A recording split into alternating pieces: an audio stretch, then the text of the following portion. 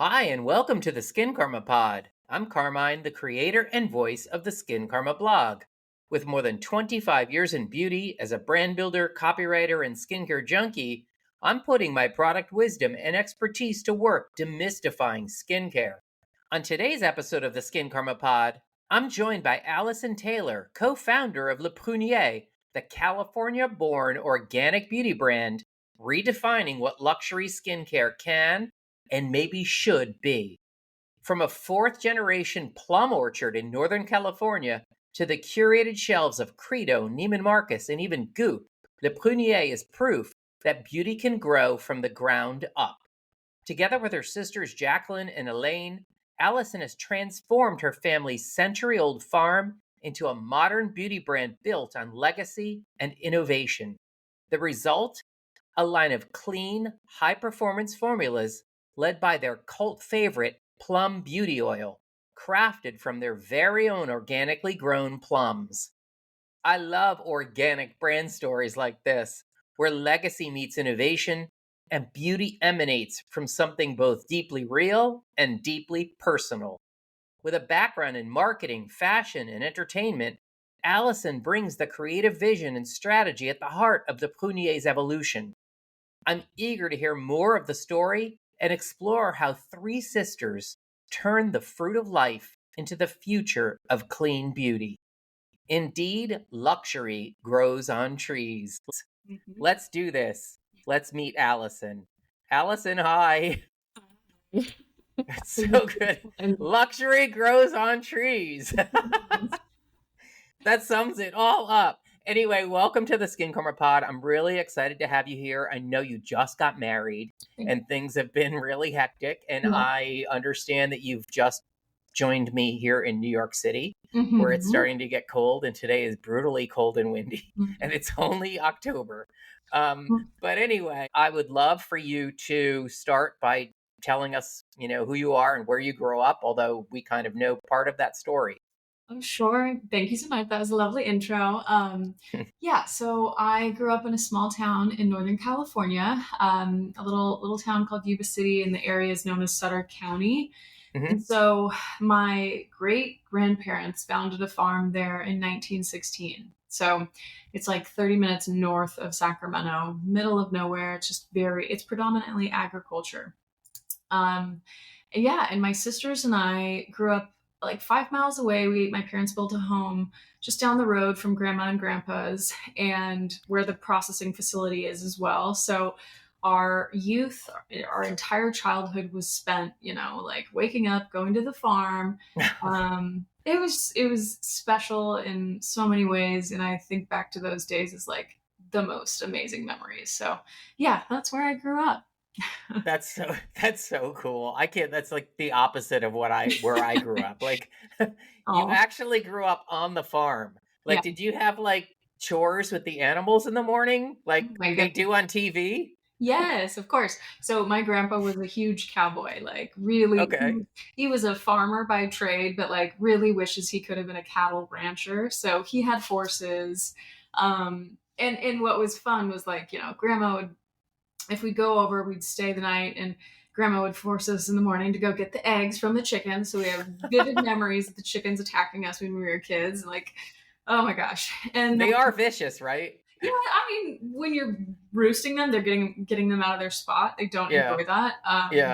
And then, we would like shovel, horse manure and clean the stalls. And honestly, we worked during harvest all the time. So like, yes, we were very hands-on on the farm. And what were you harvesting? Can I just assume that it was plums? Yes.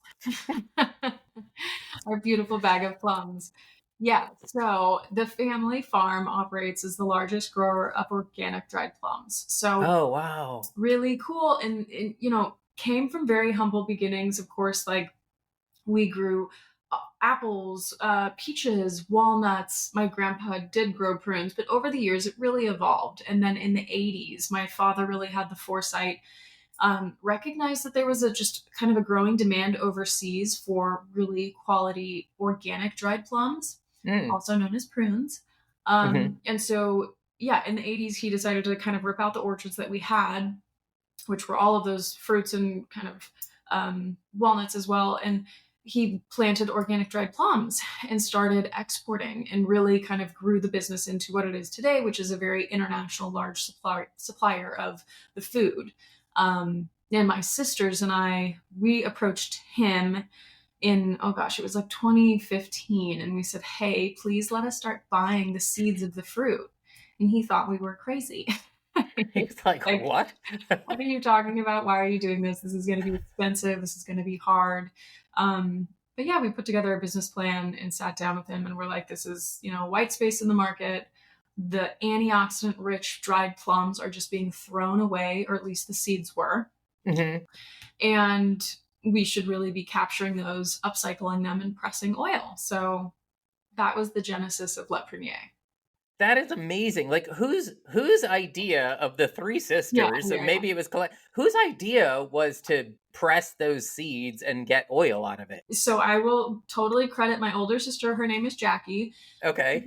She really struggled with her skin when she was younger. She wanted to become a dermatologist and entered UCLA as pre-med, switched paths. I think she ended up a biology psychology major and did some other things in her career. She was also a raw vegan chef at one point. But never became a dermatologist, but that passion for skincare just always remained. And so I think she, after working in various industries, all three of us,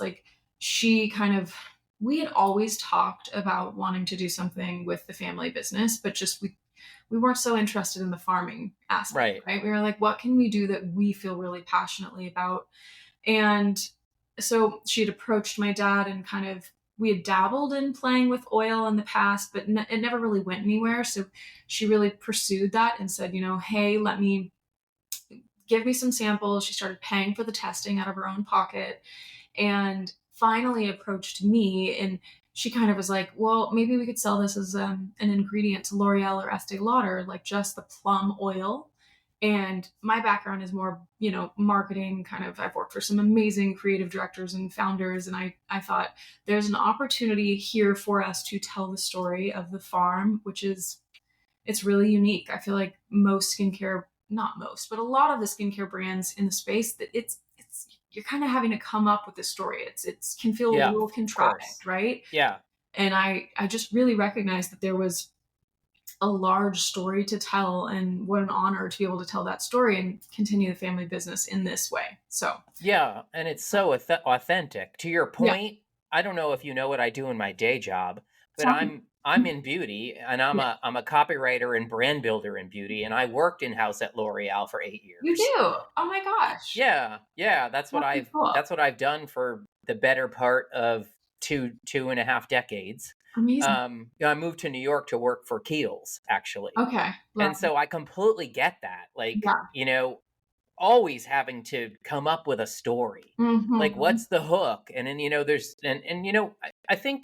I think at least for me, it was easier because I was working for Kiehl's, and very similarly, it's, a family legacy brand. Yes. That dates back, I don't even know, is it 175 years now? Wow. When I started there, it was 153 or something. Okay. And so I get that, but even with product innovation, we had to come up with a story behind, an ingredient story often, to your point. And I had to make stuff up out of thin air. Get creative. You kind of had it. You had it right there for you. So walk me through that process. You're not obviously purchasing raws from anywhere else. This is the star product, the Plum beauty oil. Yeah. And so you're extracting, you're kind of in the entire supply chain, right? Yeah. You're managing the entire supply chain. Yes, certainly now we have, our Plum Screen SPF, we have a body product and a new mask that we recently launched. Yes, we have that here. So we work with co-manufacturers and we are sourcing through ingredients at this point. But of course, the oil, we're still very much self-funded, and we grew the business very slowly. We've had one product for 4 or 5 years. It was just the oil. We really just focused on that. And then the SPF Plum Screen was our second launch. That took 5 full years to develop. So really everything still is done in-house on the family farm. We grow, harvest, press, obviously on the farm. And then we just do the bottling in Southern California. So specifically for that oil. So Right. yeah, Right. it was exciting. We really kind of came into it with a very singular focused mission.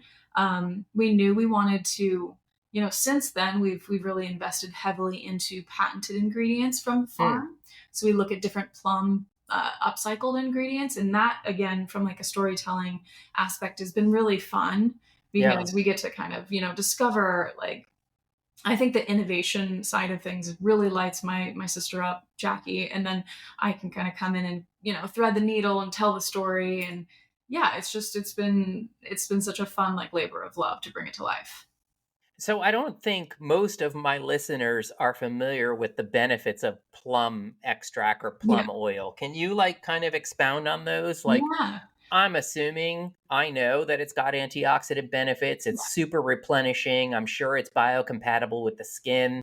The totally. skin loves plant oils, but what is it specifically about plum oil Yeah. that makes it exceptional?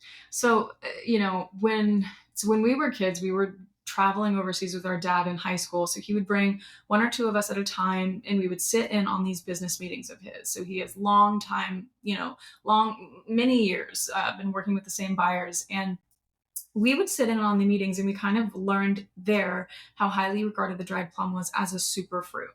We Mm. really had nothing to add to the meeting other than just like sitting there, just listening, taking away what we could. But it was such great exposure. It was so foundational for us.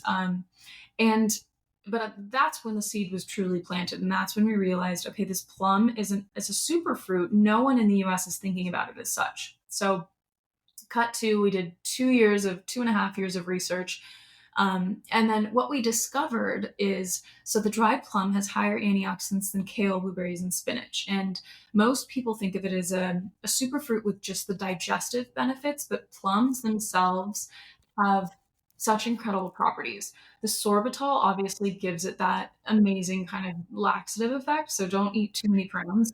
Right. I try to just stick to one. I learned Yeah, that early on. yeah. I'm Italian. Italians love dried We're plums. Italian too. Oh, there you go. Yeah.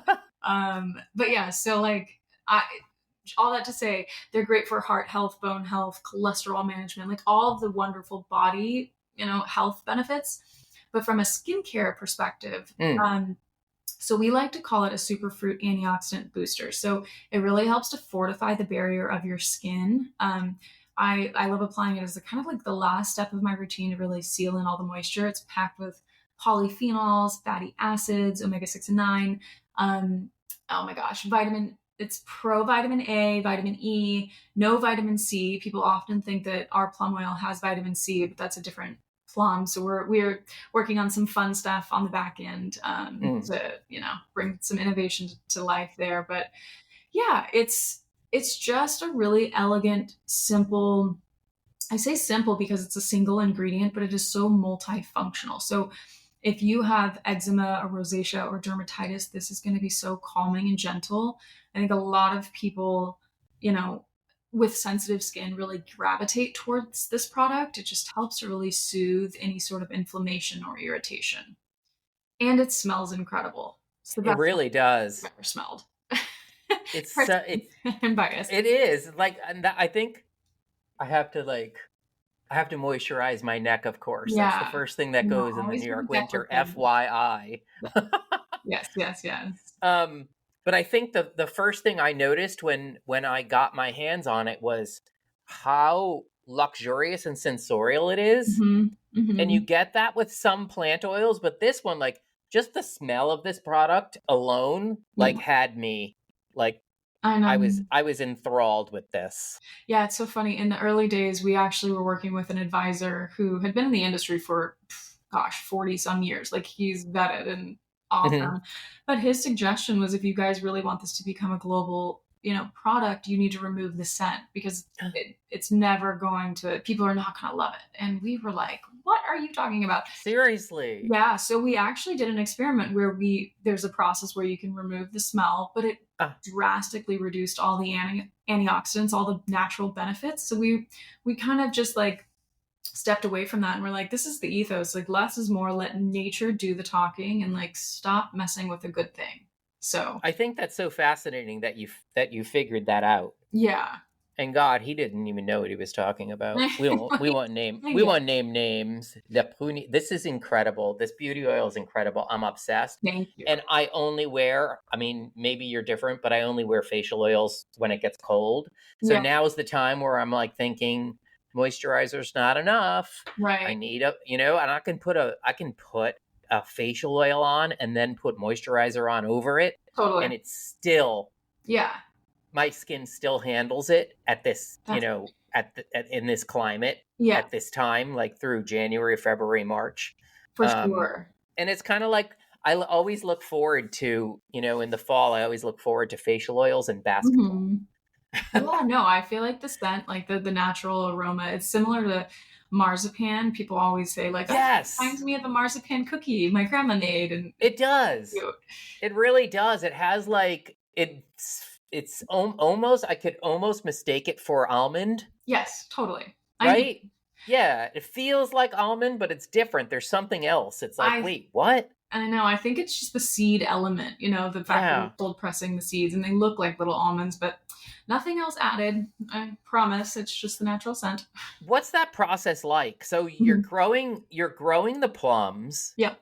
and I'm assuming at this point you've got a stock of it, Yeah. like, right? Like, but how long does it take? Yeah. How long does it take to, like, from growing plums to extracting the seeds, pressing the seeds, and Hmm. manufacturing product? Like, Yeah. what's that timeline look It's like? labor intensive, right? So prunes are dried plums, they're deciduous trees. So they go dormant most of Mm. the year.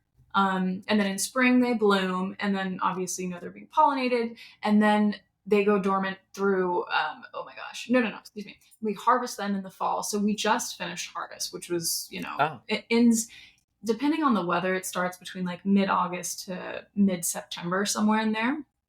Obviously, like the busiest time of year on the farm, that's kind of when my sisters and I were like, most involved. But yeah, it's after harvest, then we take them to a dryer, which we have on the property as well. The prunes are dried. They go through a pitting process as well. So, and then once we collect the pits, it's quite a process. It takes like a couple of weeks at the very minimum to try to mm, just bring them to the facility, press them, extract the oil. They go through a triple processing like press machine. It's a whole thing. So it takes several weeks, and I think that that's kind of been the challenge for the business, is scaling that right. that proprietary blend, um, because it's honestly just like we're as as a family business, the core business is the fruit, right? So Right, right. Le Prunier has kind of had to step in and really invest into the machinery and building out that facility. And it's still something that we're talking about currently. It's like we want to continue to scale because the demand for the plum oil just continues to grow.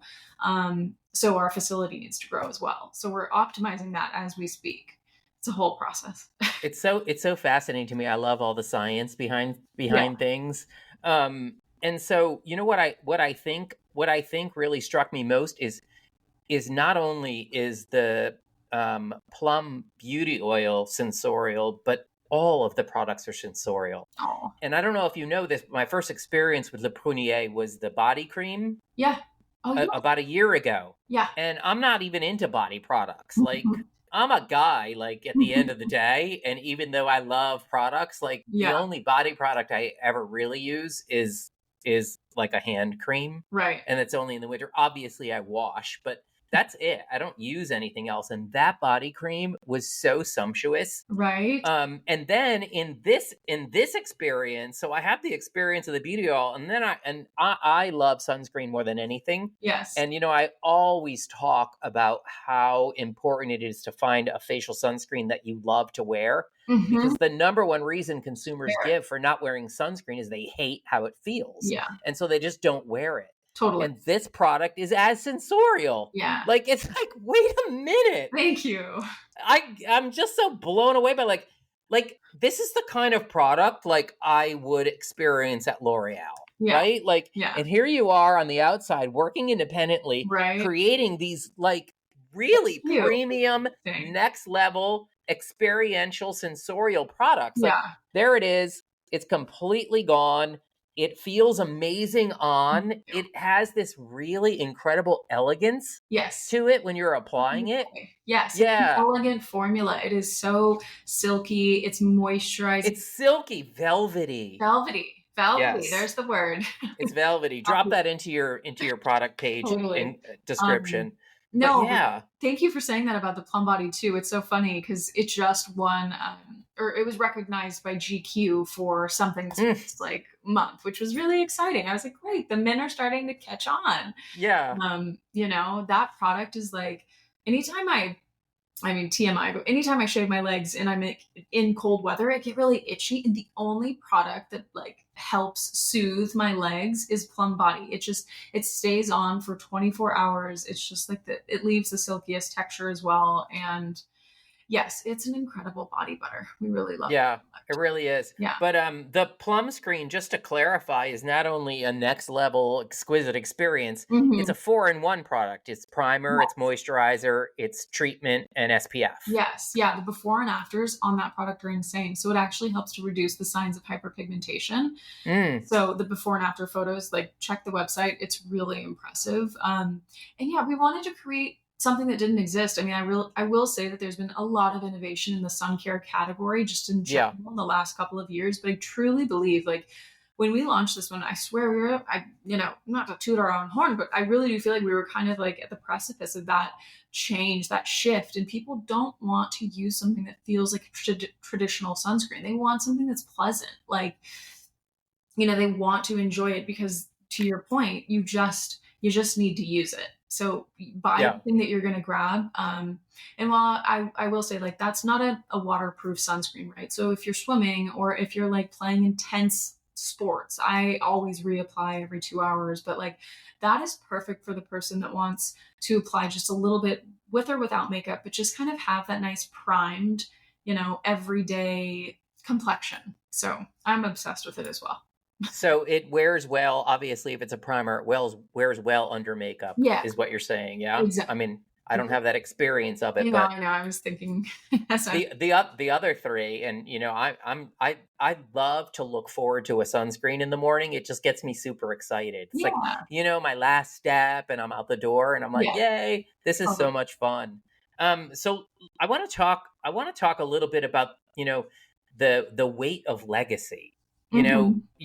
You talked about the fourth generation family farm, and when I was working in house at Keels, it was often we often felt that like the founders had passed away, but I always felt the weight of that. Like, am I honoring what they created?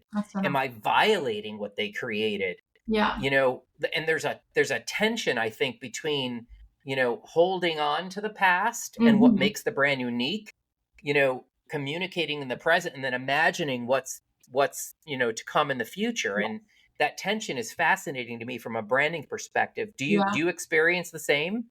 Oh gosh, yeah, no, absolutely. I mean, I think when we first launched, we were trying to kind of like distill the story, right?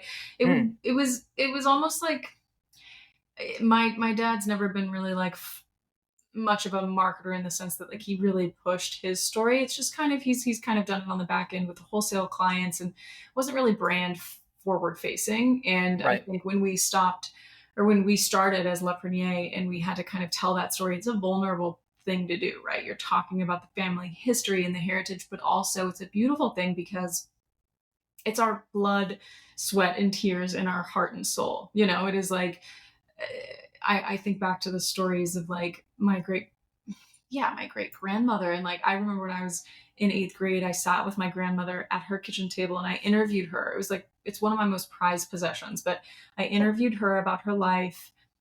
And I remember her breaking down and kind of crying because there was a flood in the 50s and they lost everything. Like the house that we were sitting in was flooded like 8 feet. It was just the craziest story. And I didn't understand, quite how to respond to her emotional response. She was like, it was just so hard. And I think, the weight of that in witnessing what it's taken our family over generations to build it into what it is today. Like my sisters and I feel so much pride and so much, I know don't want to say like, it's not necessarily stress, but like we want to honor the family lineage and just, do our best to tell the story. So yeah, I think I love hearing that as employees of larger corporations like that, you still feel that. That's a beautiful thing. I Oh hope yeah. our team, I know that our team feels like that, but I hope in, generations to come, it'll still be around and people will still feel that too. That's, Yeah, and the interesting thing is that, I left several years ago to branch out and do my own thing. yeah, And it's hard to replicate that. Obviously in my day job, I'll work on any brand that wants me to help to strengthen their brand identity or needs, product packaging work or naming or, even starting brands from the ground up. I've yeah, done that several times. And you can't beat like inheriting a legacy. right. Right. That You really do. Yeah. And then it's like also just being stewards of the land. Like with, Yeah, that's true. You have that as well. yeah, I think about the farm and as it's our happy place and it is something that's so important to us. So without that story, the brand doesn't exist. So my goal, as the brand evolves and grows and, then there's also kind of like the succession planning of it all. Like my father, what's going to happen when he, steps away, and are my sisters and I prepared to start farming? Right? You What? did everything you could Yeah. to kind of tie into the farm, but not really too much. I mean, it's just not our forte.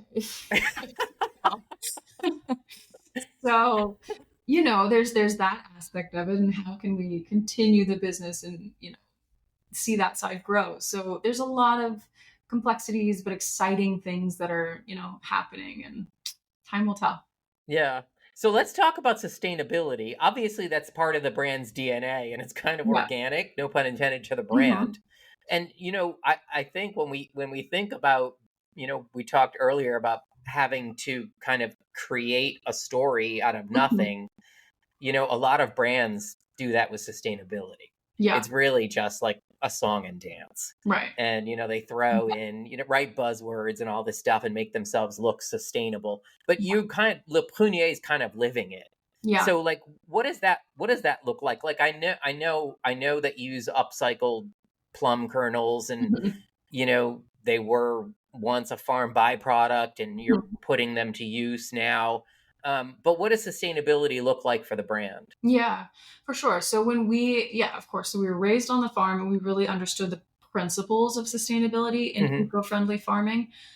Organic farming is a tough thing to do. It's expensive, but I think, just really understanding that there's a demand for it. Maybe it's a niche market, but there's definitely a demand for it. So when we went to launch Le Prunier, we knew we wanted to carry those same principles over into our business and Mm. really like, I think I'll take you through some of the things that we focus on primarily, but then some of the things that we maybe don't. Like, we've been approached by, I can't tell you how many companies, like, hey, pay for this seal and we'll say you're sustainable. And we're like, no, it's okay, thank you, because we really we've been doing this for generations. Like, I think to your point, there's a lot of brands that have to manufacture that story. And when you They really need look, the seal. yeah, when you look Yeah. at the basis, like the core principles of what we do, it's sustainable from the ground up. So yeah, so going back to it, we have oh gosh, obviously everything is upcycled. So the plums, the seeds we're upcycling, we're creating the patented ingredients from upcycled parts of the flesh as well, different parts of the plum.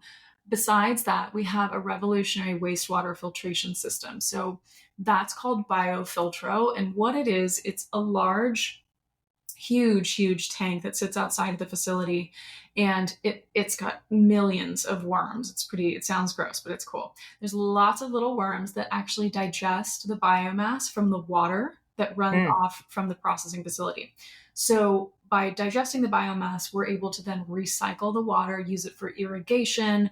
It just cleans it, and it just cuts down on our wastewater. So that's a beautiful thing. And then we've been solar operated for almost 15 years now. That's cut down on all of our energy bills, which is fabulous. Better for the environment. And then we use cover crops. So cover crops, if you're not familiar, that is It's kind of a program where you sprinkle seeds throughout the orchards, and it helps to add nitrogen to the soil, really enriches the soil. And then we have Dorper sheep. We have our own little herd of sheep that roam the farm. They're so cute, and they eat down the cover crops and also digest, well, when their droppings fall, that helps to enrich the soil as well. So it's just kind of like this holistic kind of cycle on the farm. Um, it's pretty simple and straightforward. It's just regenerative farming, and we're vertically integrated. So we're just kind of, continuing these tried and true things. Yeah, and so La Prunier is all of those things. That's amazing. I knew it was like authentic, and I was excited to hear like the insights there. Yeah. So I want to talk about, like, when I realized, and I started to really look into the brand story and realized that there were three of you, your two sisters and you, Yeah. like, and I think I can't even get through lunch with one sibling, like my brother, like, Yeah. it's too much. Like, what's it been like to work with your siblings so closely? Like, Yeah. what does that look like? It looks like, oh my gosh. Well, my sisters, we're all best friends. We Mm. are still really close. Like today, I will say over the years, we've had our periods, our rough patches. And openly, I'll say we've done like sister therapy. And it's like, that was so, so important for us to do, because I think it actually laid out, like, going into this, we realized, the sibling relationships, that's what's most important. And the business at the end of the day is kind of like a secondary thing. We Mm. obviously want it to be successful, but not at the expense of getting along. And so I think the therapy sessions also just kind of like highlighted some of, just the ways that we work together. We all have different personalities. We're very unique and really good at different things, and which is a beautiful thing when it comes to the business.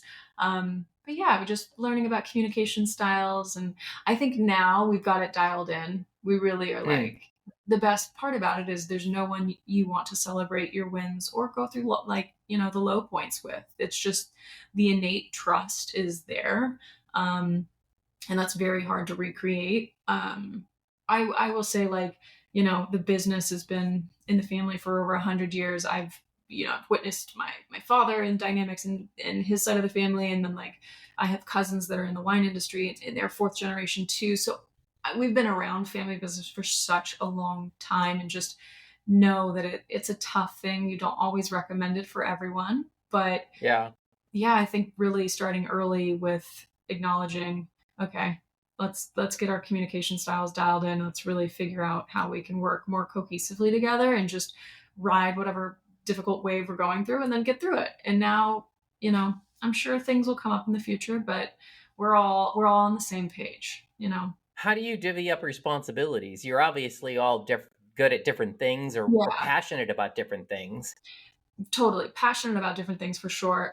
Yeah. So my younger sister, well, so Jackie started with R&D and the formulation. That's where her passion lies through and through. Hmm. Um, I focus more on the creative, the marketing, the storytelling, just kind of fun, big picture stuff for the brand, which I love, and I've always enjoyed that. And then Elaine, she came into the picture a couple years after we launched the brand, and her focus is she worked at a few different startups, and she's really good at business and ops and kind of Oh, that's perfect. That's the yeah, other piece of the puzzle. exactly. Yeah, so we've all, the team has scaled over the years. We're still pretty lean, but the three of us have worn every single hat. We've done it all, so we really like understand it thoroughly, but we don't step on each other's toes. Like we really Yeah. chill out on that. That's cool. That's cool. So Yeah. the brand aesthetic is relatively minimalist. Hmm. The packaging's minimalist. Yep. You have a very tight assortment. I Hmm. think are there 5? Do we There's count there's the dried prunes? How many products? well, there's four plus the dried plums and some candles, which we launched. Candles were Ah, fun. Yeah. okay. Yeah, Like, you how have. do you decide, like you intend to keep the collection tight and curated? Like, how do you decide what fits, what doesn't? I know there's no cleanser. Does a Yep. cleanser fit? Like, is Maybe. that maybe? Okay. Maybe. No, we have two new very exciting product launches next year. I think we try to keep it when let's say when you're launching as a self-funded brand, and we really wanted to like just be very careful, make our mistakes with the one product, right? So we did the Plum Yeah. Beauty oil for several years and we focused on that. Again, we had no experience in skincare. We were coming into this completely like fledgling learning about the industry. So I'm glad we did that. And now that we have, a better idea of what we want to bring into the world, we're really intentional about it. And I think we'll probably never launch more than 2 products a year. It takes, you get it, the R&D, the research, the time Oh yeah. and resources, capital that it takes to launch a product. It's a lot. So we want to do things slowly, but next year, 2 product launches for sure. Very excited. It'll round out the facial regimen. So it'll be good. Cleansing oil, perhaps. I'm Mhm. just throwing it out there. We'll see. I will wait. I will wait eagerly. Yeah. Um, yeah. So I get it. I get it. Yeah. We'll Um, have to send you some sneak peeks. you totally need to send me a sneak peek. You got it. You got it. Awesome. Um, I wonder what your grandfather thinks of all of this. Yeah. Like, Me too. what would he be most proud of? Do you think? I think about, my grandpa was my favorite person. Um, Uh, He really was. He taught me how to ride horses. My sisters were equally as close with him, but like I think I wrote my entrance exam or entrance essay for college about him and the farm and the impact that it had on me. And so I think about him every day, and I wonder what he thinks as well. I hope he's super proud, and you know I'm sure it's beyond like his imagination, both like my right. mother and his. Like I'm yeah, it's a strange thing to kind of course correct and move into the skincare space, but our parents are such hard workers and entrepreneurs, and we've learned so much from our father over the years, watching him develop his business and think outside of the box. So, I hope he'd be proud. I He'd don't probably know. be thinking, like, I was throwing away those seeds all those Yes. years, Yeah. right? Yeah, well, it's now a brand new revenue stream for the farm, and it's actually the oil is more valuable, if you will, than Mm. like the flesh of the fruit from a margin perspective. So it's kind of crazy. Speaking of the oil, I noticed that you introduced a beauty oil, Plum Beauty Oil Reserve. Oh, you saw that. I did. Oh my goodness. Okay, that's cool. Well, yeah, we kind of soft launched it. We in order to really scale the business and give everyone access to the oil. So while the farm is organic, we have diversified orchards. So that means a non-organic and organic. So we've introduced the reserve on more of a subscription basis. That's for the Mm. loyalty customer. It's more of a premium kind of version of the oil that will only be available on the website. And the Made Safe version, I'm not sure if you've heard of Made Safe certification. Do you know what No. that is? Mm-mm. Okay. No. Well, it's a certification that tests for over 15,000 toxins. So while that version of the oil is not 100% organic, it is Made Safe verified. So we've got the 2 different versions. And yeah, we're just hoping to continue to scale the business, but do so in a way that it's accessible for everyone. So we have the 2 different price points. I think that's so fascinating. Thanks. Yeah, it's a big Yeah. change. It's different, but it's been well received so far. And it's just the business evolving. We're taking it, Yeah. day by day. It We've got feels like that, but it feels yeah, really distinct to the brand. Like you thank don't see that in skincare. yeah. No, I mean it's unique. It's a point of differentiation for sure. Hmm. Obviously, with any change, it's a little nerve wracking, and you're like, oh, how are people going to feel about it? But it's a necessary step in the next kind of evolution of the business, and we're trying to do it as transparently and yeah, think through it as much as we can. Yeah. All right. One last question, and then we'll do a Got quick lightning round. it. Okay. So, stepping away from the brand ethos, perhaps, Yeah. and product and all of that, like, what's one thing you've learned about yourself as a co-founder, like through leadership?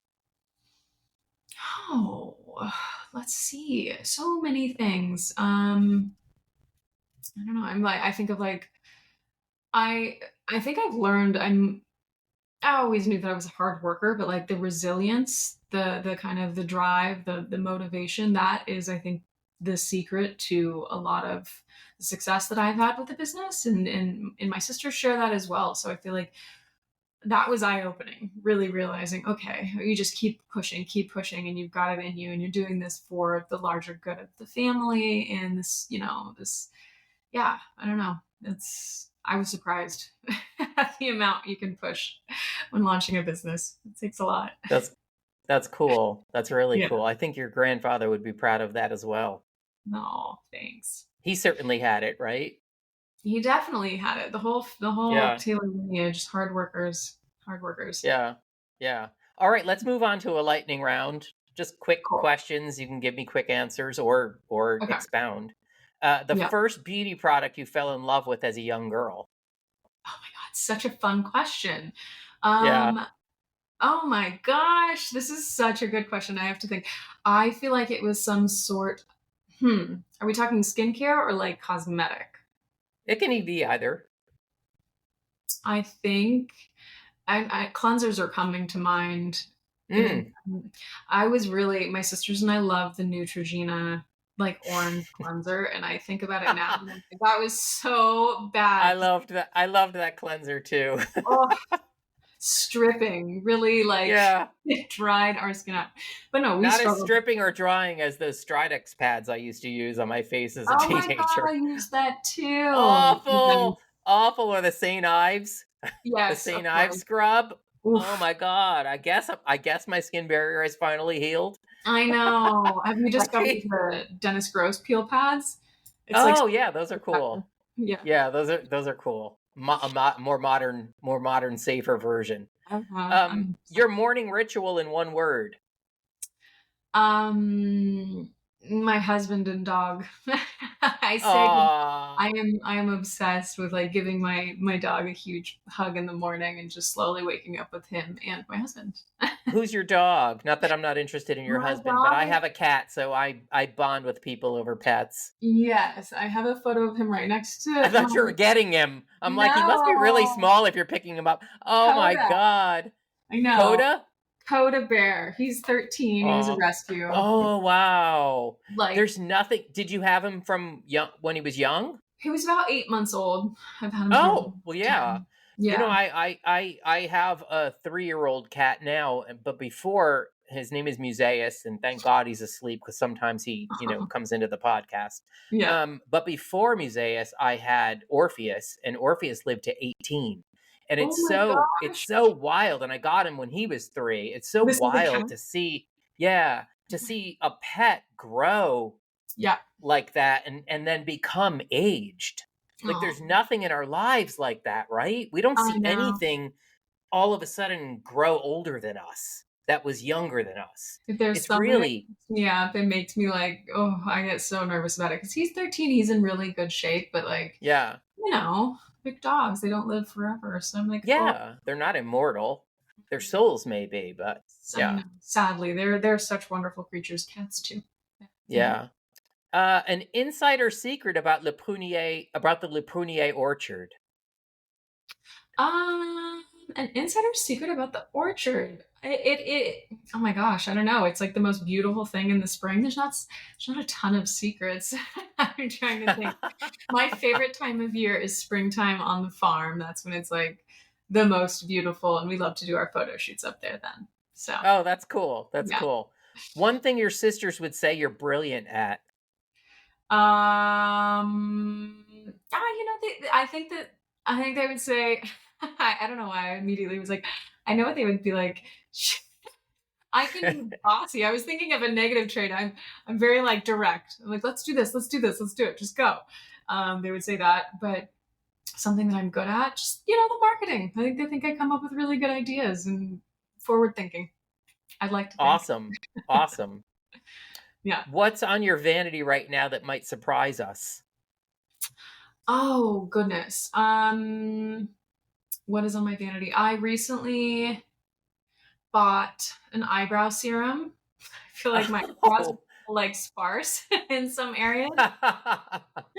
So I ordered an eyebrow serum. Yeah, that's That is cool. That's cool. That's cool. And those actually do work, right? I know. I've tried one that didn't work so well, so now Oh, I'm using a brand that I don't know if it's the most clean, but I want to see if it works, and yeah. yeah, Well, I think in that instance, you need efficacy over anything else, yeah, yeah. right? What's your favorite place to reset or recharge? By the ocean. I'm a big fan Oh, of the water. I'm a Cancer, so I love just being at home as well. But like if I can be by the ocean, relax. I like to write and just relax. yeah. I used to live by the water. I mean, you know that I live in Brooklyn now and I'm Yeah, deep inland away from the water, but yeah. for most of my time living in New York, I lived on the Hudson. Oh, it's so pretty. Yeah, Oh my God, hovering over the water, like agree. you can't replace that. And I I know. miss it to this day. We have a slight view of the water from our place. Like you can see just out of the corner, and I'm like, oh, it's so pretty. I have to have a little bit Yeah, of a water view if we can. I mean, I have plenty of places that I've lived in that did not, but it's nice if yeah, you can. for sure. Yeah. All right, last lightning round question. Finish this sentence. The power of Plum is really about.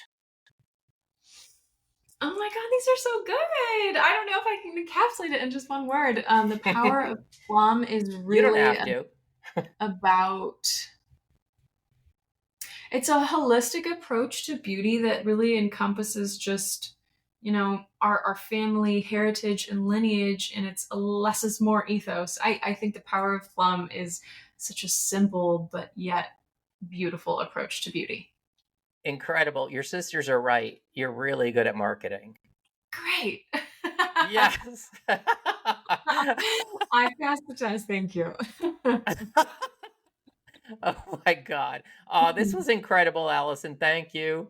Thank you. It was so nice to talk to you. It was very fun. Same. I loved our conversation. And I'll drop links to all of the products into the show notes Okay. so our listeners can experience the products for themselves. And at the very Amazing. least, get yourself a bag of dried plums, I know. I aka didn't really talk prunes. about them. Those are great. So good for baking, They're cooking, all the so things. good. I love them, and I really do restrict myself to just one. Yeah. I can do like Yeah, two or three and then that's it. I'm like, okay, enough for the day. I have to work up to that. All right, thanks so much, and Thank you. we'll be in touch. This is incredible. Awesome. Ciao. Thank you guys. Bye. Bye. All right. Thank you for listening to the Skin Karma Pod. Find more insights, real talk, and reviews of my favorite skincare products on the Skin Karma blog at skinkarma.com. And if you're listening on Apple Podcasts, YouTube, or Spotify, please rate and review this episode. It helps me to reach more listeners. Ciao.